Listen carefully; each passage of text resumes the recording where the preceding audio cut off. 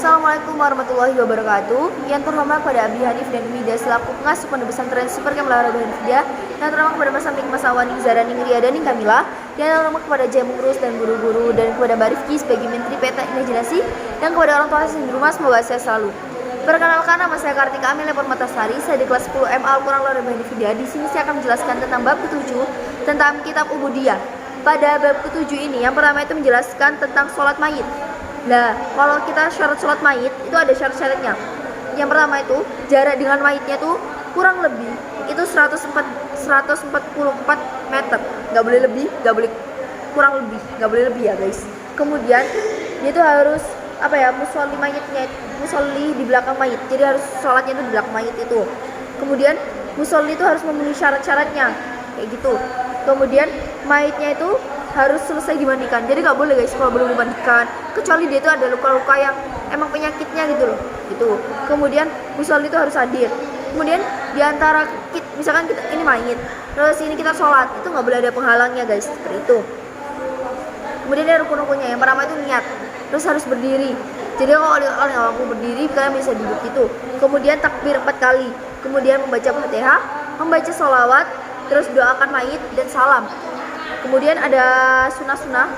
Yang pertama itu kita itu harus memandang ketika kita sholat itu memandangnya itu ke arah jenazahnya. Kemudian kita harus mengangkat dua tangan kita sampai bahu gitu. Kemudian kita harus membaca ta'awudz, dan kita tuh membaca ta'awudznya itu dengan bacaan yang lirih. Tuh nggak boleh keras-keras kayak dilirikan tuh. Terus ada sunnah yang kedua itu kita tuh harus tidak boleh membaca doa iftitah. Itu nggak boleh. Kemudian tidak membaca ayat Al-Quran. Dan kita harus baca alhamdulillah sebelum sholawat, dan baca sholawat kepada Rasulullah, kepada keluarga Rasulullah, seperti itu. Kemudian ada tentang pemakaman. Yang pertama itu adalah pelepasan jenazah. Jadi kita tuh kalau sebelum pelepasan jenazah kita harus minta maaf ke mayitnya dulu.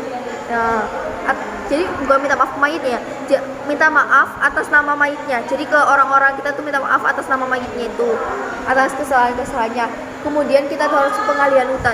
Jadi misalkan kalau mayitnya itu punya hutang, kita tuh harus tahu. Jadi kayak misalkan utangnya itu nanti ditanggung sama anaknya sendiri atau saudaranya gitu.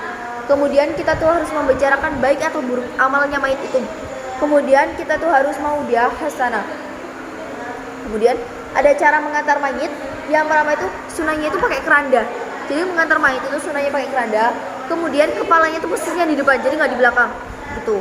Kemudian itu sunah juga berjalan, dan itu tidak boleh pakai api dupa. Jadi kita tuh nggak boleh bawa mayit itu pakai api dupa, itu nggak boleh diharapkan. Yang pertama itu ada proses pemakamannya. Yang pertama itu adalah liang cempuri, yaitu yang tengahnya itu digali. Kemudian seperti sungai alirannya, maksudnya galiannya seperti sungai. Kemudian yang kedua ada liang landa, yaitu sisi baratnya yang digali. Dan itu tanahnya tuh biasanya dipakai untuk tanah-tanah yang keras, makanya ya sisi baratnya digali. Oke, sekian dari saya. Kurang lebih mohon maaf. Assalamualaikum warahmatullahi wabarakatuh.